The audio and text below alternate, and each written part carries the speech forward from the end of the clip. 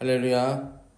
오늘도 말씀을 깨닫는 지혜와 응답받는 기도의 은총이 우리에게 넘치게 될 줄을 믿습니다. 이 역대상이라는 책은 포로에서 돌아온 사람들, 포로에서 돌아온 백성들의 기록이다라고 말씀을 드렸습니다.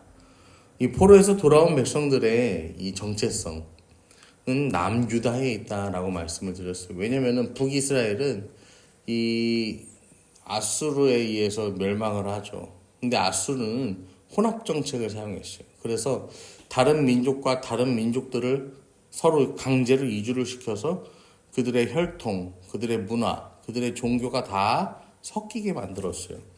그런데 이 남유다는 북이스라엘과 다르게 멸망할 때 유다 민족 그대로 망했고 그대로 포로로 끌려갑니다.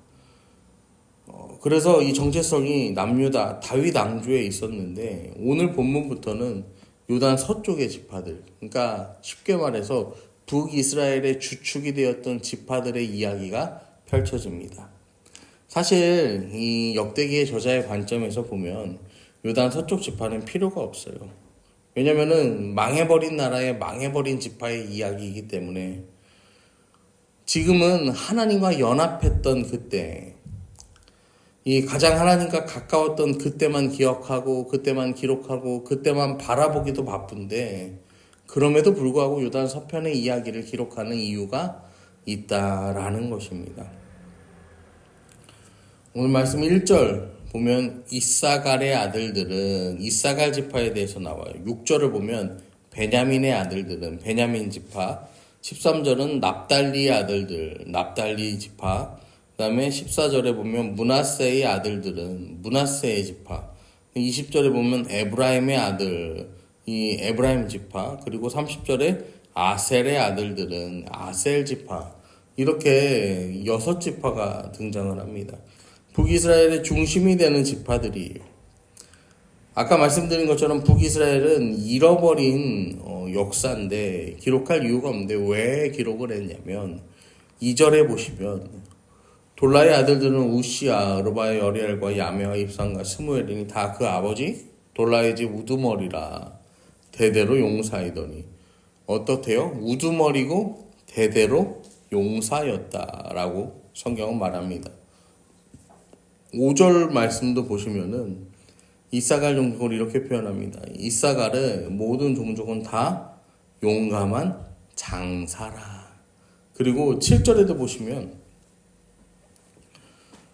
이 벨라의 아들들은 에스본과 우시와 우시엘과 여리목과 일이 5사람이니 다 그 집의 우두머리요 큰 용사라. 또 40절에도 보시면 이는 다 아셀의 자손으로 우두머리요 정선된 용감한 장사요 방백의 우두머리라 라고 성경은 말합니다.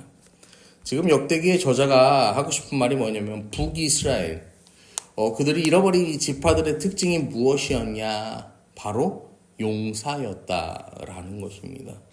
이스라엘이라는 이 나라는 결코 힘이 없어서 약해서 망한 게 아니라 용사들이 주축이 된 나라였다라는 것을 보여주는 거죠.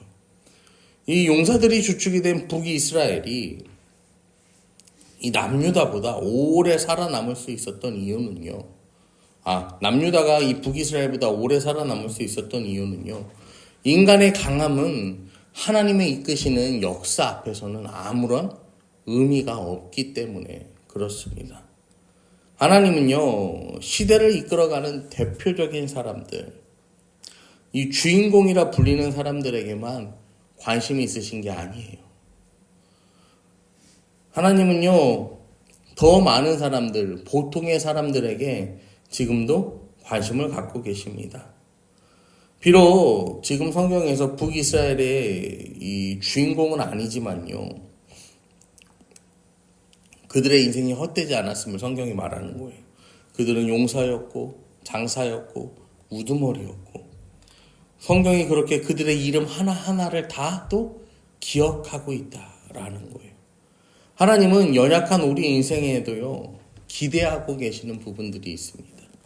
그렇기 때문에 우리는 최선을 다해서 이 인생을 살아가야 하는 것이에요.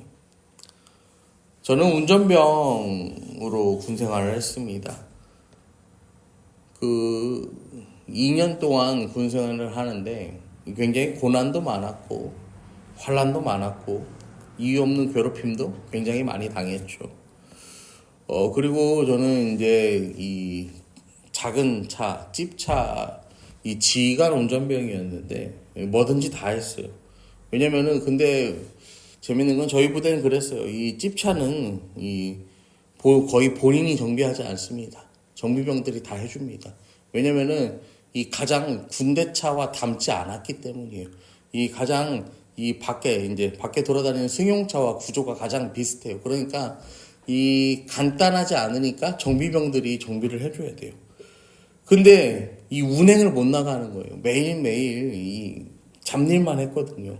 매일매일 정비를 배우고 다른 잡일을 하고. 그러니까 나중에는요, 시간이 지나니까 이 집차를 정비하는 날에는 제가 운행이 없는 걸 보면은 그냥 정비병들이 안 와요. 그러니까 이 병사들 마음대로 안 오는 게 아니라 이 간부들이 보고 오늘은 제가 있으니까 한 명만 가라. 평소에 2명, 3명이 갈걸? 한 명만 가라. 그래서 둘이 같이 해라. 이제 이런 식이었던 거죠. 그 다음에 정해진 그 어떤 차의 운전병도 아니라서 이 매일매일이 어떠냐면은 그러니까 운행 정비를 하고 잡일을 하고 그러다 운행이라도 나가면은 대체 운전병이 대체 운전병 이런 식으로 저는 그렇게 군생활을 했어요. 그렇게 1년 정도의 시간이 지나니까 그렇게 이유 없이 괴롭히던 사람들이 다 전역을 했어요. 그 사람들이 다 떠나니까 이 남아있는 사람 중에서 제일 준비된 사람이요 저더라고요. 시간이 지나고 나서 보니까 자랑하는 게 아니라 어떻게 하다 보니까 이제 그렇게 되는 거예요. 그래서요 이 대체 운전병이던 제가요 순식간에 이제 대대장의 운전병이 되는 거예요.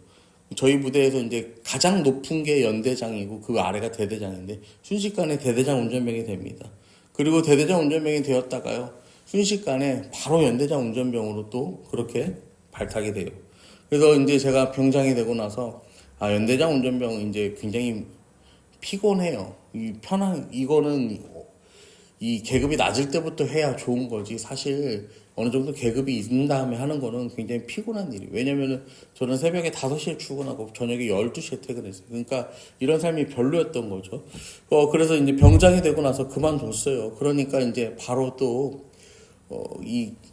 다른 이 기무반장이라고 이제 감사의 역할을 하는 그런 이제 부대 안에 또 다른 독립부대가 있는데 거기 운전병으로 이제 되는 거예요. 바로 어떻게 되냐면은 스카웃이 되고 또 스카웃이 되고 또 스카웃이 됐어요.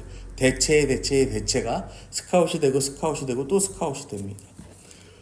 그때를 생각하면서 이 하나님께서 기억나게 하시는 말씀이 고린도전서의 말씀이었는데요. 고린도전서 12장 22절부터 25절까지 말씀을 보면요. 그뿐 아니라 더 약하게 보이는 몸의 지체가 도리어 요긴하고 우리가 몸에 덜 귀히 여기는 그것들을 더 귀한 것들로 입혀주며 우리의 아름답지 못한 지체는 더욱 아름다운 것을 얻느니라. 그런즉 우리의 아름다운 지체는 그럴 필요가 없느니라.